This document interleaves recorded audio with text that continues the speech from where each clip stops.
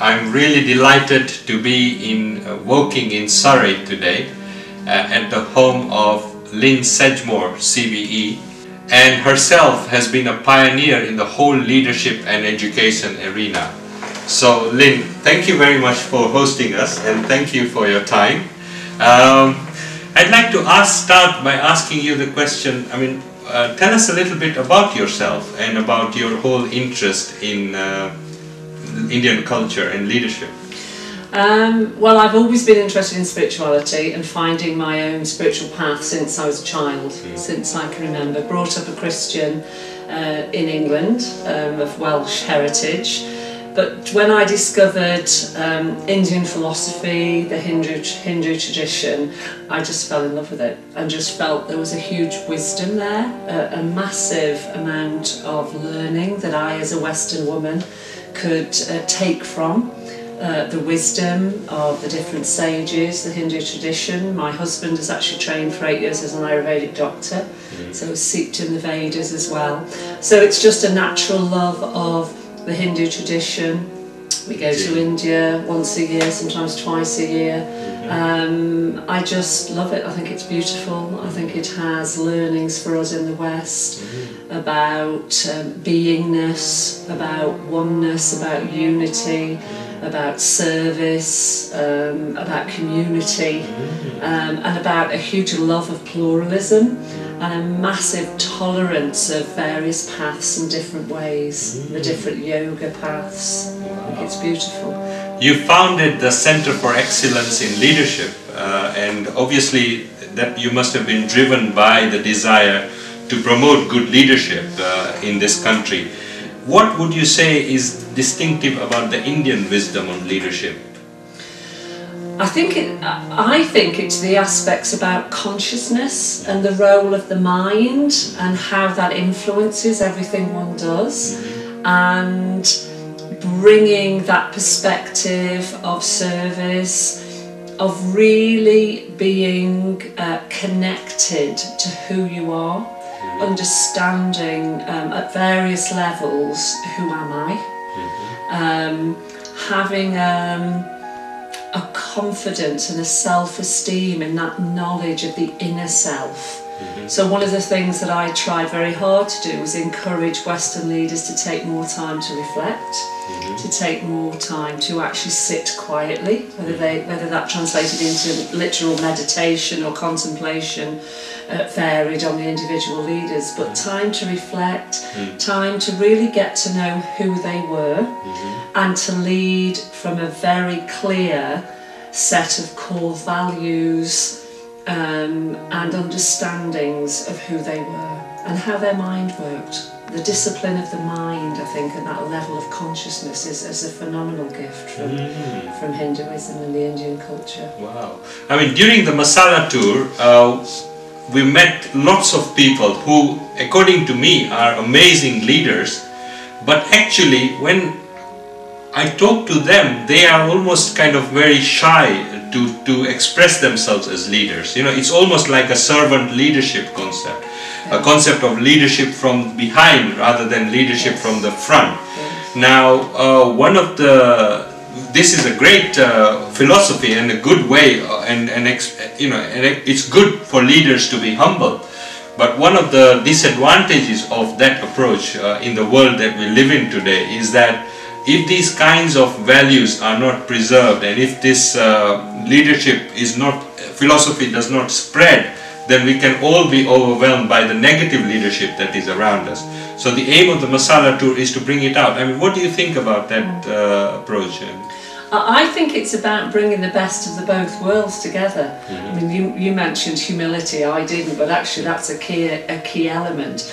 I think one of the West is much more perhaps proficient or well-versed in being punctual on time, in linear thinking, in getting things done, in action, etc., etc. So I know that's a stereotype, but I'm talking about archetypes here. Whereas I think what Western leaders need to understand is there is a time when you lead from behind. There is a time when you have to learn how to transcend your ego to be of service to the greater good. And that is coming into Western leadership literature. Jim College's Level 5 leaders beginning to look, see Peter Senge and his book on presence, which is very much about being in the moment and understanding that.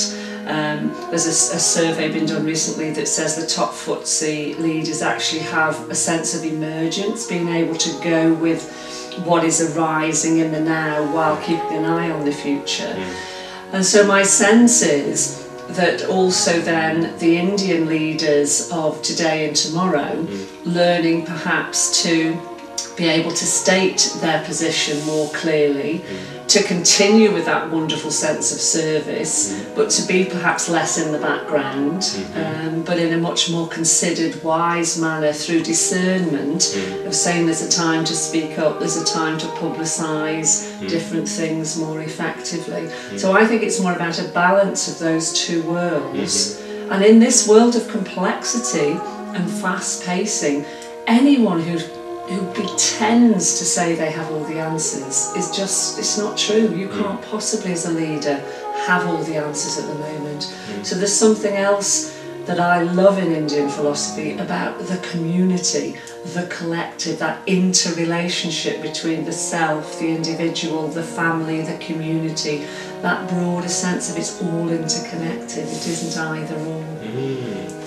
That's excellent. I mean, can you tell us how we can awaken Britain to the huge leadership talent that lies within its midst amongst the Indian community? Because we don't see these leaders in politics, we don't see them in media, we don't even see them in the top 100 companies. You know, there are real glass ceilings.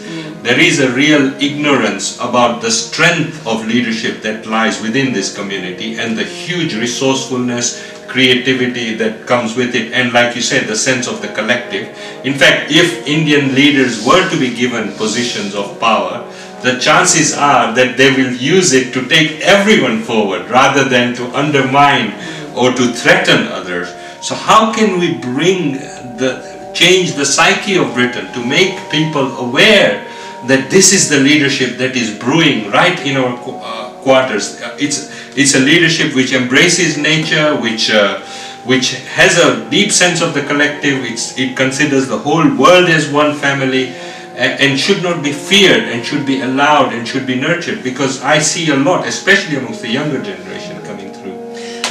Quite a tall order there, Atul, but I think in terms of young people stepping forward, being supported, equipped, young Indians from the strength of their culture, who also identify very clearly with being British as well, who bring that synthesis and that synergy of the best of both of these cultures and these worlds together, who are supported and encouraged in school, in different parts of their lives, to actually step forward. I think the political parties consistently talk about making in openings for different kinds of diversity and people to step in, but it seems to be a very, very slow process. Baroness Varsi in the Cabinet Office at the moment, I think, is a good thing, but you're talking about one person, however, and I do think she's quite remarkable. So I think we have to actually tackle this head on, rise above the fear. My experience of leaders is unless they do this work, unless they really go inside themselves and look at it. And I'm not talking about an airy-fairy naval contemplation, I'm talking about a very real sense of authenticity and values and knowing. And unless people have the courage, those people who are already in power have the courage to do positive action programmes, to make supportive gestures, and to actually challenge that fear head on and to model for themselves, this is what we need to do to encourage a whole generation to step into roles. And I think we just have to step up to the plate on it. I mean, the work of diverse ethics is focused on cultural IQ in the workplace and encouraging employers, especially senior managers and executives, to understand cultural differences, to see the strengths of cultural difference and to harness it to build creativity and innovation. Perhaps what you are also saying is there is a need for the leaders from these communities to actually come together and inspire one another so that there is a collective change in Britain. You know, that leadership energy that is there, because to be able to break the glass ceiling can be a very lonely process. but if they come together and inspire one another at one level, that would be helpful. I mean, we see this in the whole governance arena as well, that some of the people who are non-executive directors on boards would like to belong to a group where they can rub off one another and encourage one another, because it can be quite a lonely process, you know. I am, as a woman, I was very involved in supportive women's networks when, 20, 30 years ago. I found them invaluable. As a leader in the further education sector, I've always supported black minority ethnic networks. I think that whole area of networking for support, networking for understanding and sharing with others, and then networking for how you go out and make a difference with and for those people in power.